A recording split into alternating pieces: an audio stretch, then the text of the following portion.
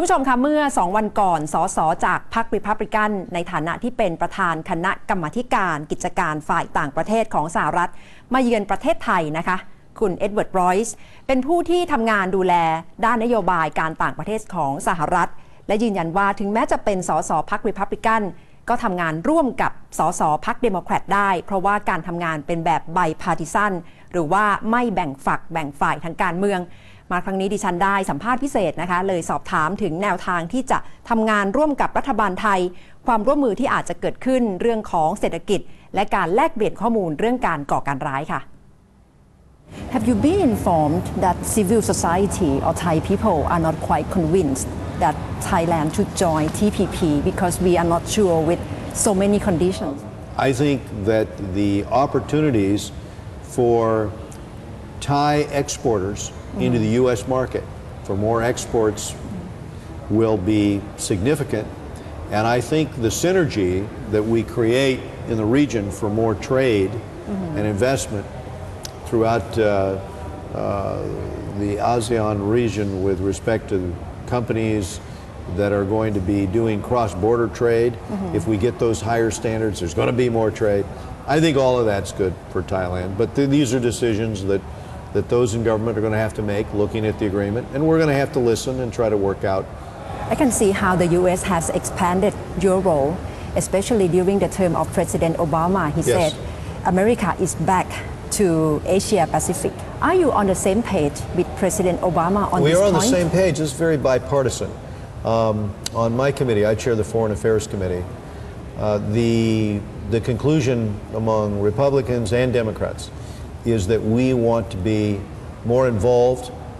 and especially in Southeast Asia, as you've noticed, this is a big focus now.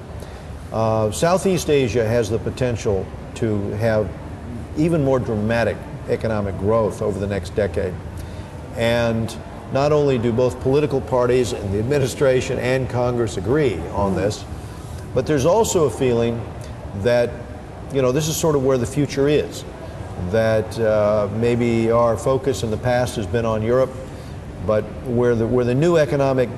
dynamic activity and creativity is going to come. In terms of terrorism, were you surprised when you saw the YouTube link to a video clip of a group claim that they have linked to Al Qaeda and have a big threat on former Prime Minister Thaksin Shinawatra? You know, my observations on this are just based upon my travels to different regions. And I have found the same problems in Central Asia, North Africa, Middle East, Asia,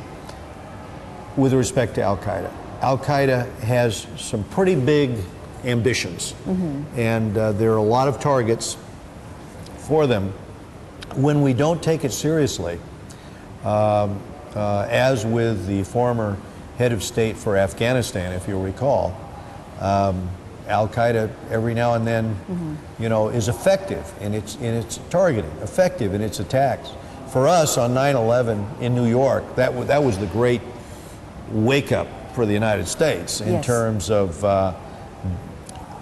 our desire to try to better follow the intelligence so that we could anticipate future attacks. When we get intelligence, we pass it on. When Thai authorities get intelligence, when German authorities, French,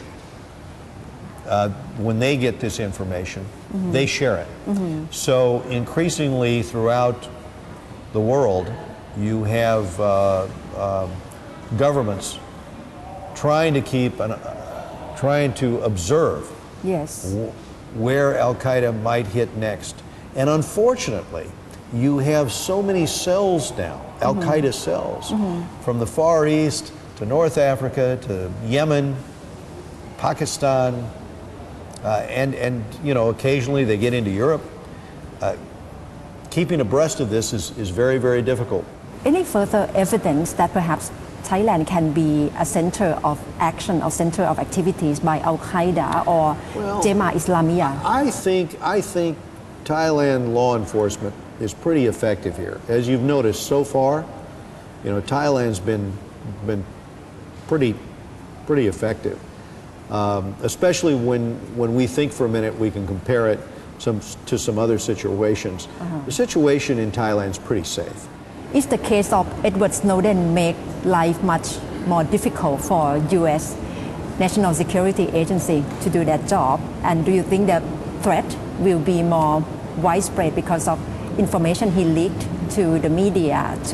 I'm not sure that it will impact the threat. The situation is such that we try to monitor, obviously, Al-Qaeda phone calls. And that gives us an advantage when we're able to discern information coming out of Al-Qaeda. It's difficult to do. It's an ongoing process for the United States. They've got operations, cells, in a number of parts of the world. But we have to remain focused on that aspect of the problem. Because if they get the ability to work without observation, the consequences in countries such as Pakistan, obviously, to the government there, in Yemen, in the Middle East, but ultimately, as we found in 9/11, to the United States, as we saw in Bali, if we're not trying to monitor, follow it, connect the dots between the agents, those that are recruiting, then it has very unhappy consequences that impact not just the United States, but the international community. So we're doing our best, and we'll stay focused. อีกเรื่องหนึ่งที่สหรัฐกำลังจับตามองและถูกจับตามองเช่นเดียวกันนะคะก็คือนโยบายของสหรัฐต่ออียิปต์และก็ไม่ใช่ว่าพรรครีพับลิกันและเดโมแครตจะเห็นตรงกันนะคะเพราะว่าสมาชิกวุฒิสภาคุณจอห์นแมคเคนได้ออกมาบอกแล้วว่าการเปลี่ยนแปลงที่เกิดขึ้นโดยกองทัพในอียิปต์ก็คือการรัฐประหารขณะที่ประธานาธิบดีบารักโอบามาจนถึงขณะนี้ยังไม่ได้เอ่ยคำว่ารัฐประหารนะคะยังเป็นข้อถกเถียงกันว่าสหรัฐควรจะต้องตัดความช่วยเหลือต่อกองทัพของอียิปต์หรือไม่อย่างไรค่ะ